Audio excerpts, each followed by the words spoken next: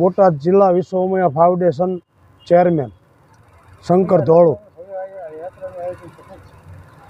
ભવ્ય રથયાત્રાનું આયોજન જગત જનની માં ઉમિયામાંનો રથ જ્યારે બોટાદ જિલ્લામાં પરિભ્રમણ કરી રહ્યો હોય એના વિશ્વ ઉમિયા ફાઉન્ડેશનના પ્રેરણાતા એવા આરપી પટેલ સાહેબના નેજા હેઠળ જ્યારે વિશ્વ આખામાં કડવા પાટીદાર જ્યાં જ્યાં વસતા હોય તેને એક મંચ ઉપર લાવવાના અને વધારેમાં વધારે કડવા પાટીદાર સમાજના ઉત્થાન કઈ રીતે થાય, ક્રાંતિ કઈ રીતે થાય અને વધારેમાં વધારે દેશને કઈ રીતે ફાયદો કરાવી શકવી એવી નેમ લઈ અને અમારા પ્રમુખ સાહેબ એવા આરપી પટેલ સાહેબ લઈ નીકળ્યા છે।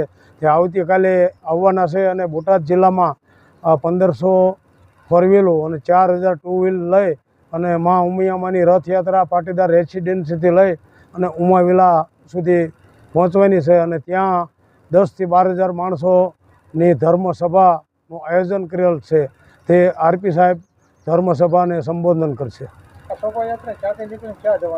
શોભાયાત્રા પાટીદાર રેસિડેન્સીથી નીકળી અને પાળિયાદ રોડ ઉમાવિલા પહોંચવા। તમારો પરિચય? દિલીપ સાબવા, ઇન્ચાર્જ પ્રવક્તા અને ઉપપ્રમુખ વિશ્વ ઉમિયા ફાઉન્ડેશન બોટાદ જિલ્લો।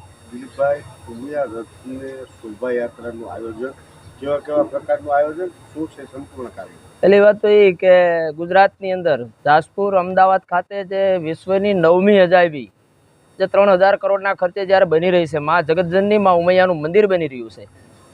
આસ્થા, આરોગ્ય, બિઝનેસ, શિક્ષણ, સુરક્ષા અને સંગઠનનું એક કેન્દ્ર બની રહ્યું છે। ત્યારે અમારા આરપી પટેલ સાહેબ બોટાદમાં આવે છે અને આ બોટાદ છે એ સૌરાષ્ટ્રનો પ્રવેશ દ્વાર છે અને પ્રવેશ દ્વારની અંદર ન ભૂતો ન ભવિષ્યથી આજે ઘણા વર્ષો બાદ કડવા પટેલના કુળદેવી શ્રી ઉમૈયા માતાજી બોટાદના આંગણે પધારી રહ્યા છે। ત્યારે લોકોની અંદર ઉત્સાહ પણ અનેરો છે।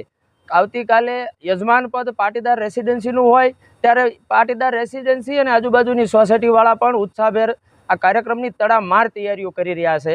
કાલે ભવ્ય શોભાયાત્રા નીકળશે જેમાં 1500 જેટલી ફોર વ્હીલ અને 4000 જેટલા બાઇક સાથેની આ બોટાદના જાહેર રસ્તાઓમાં ભક્તિ સાથે સંગઠન શક્તિનું આ પ્રદર્શન કહી શકાય એવી રીતે કાલે ભવ્ય શોભાયાત્રા નીકળવાની છે।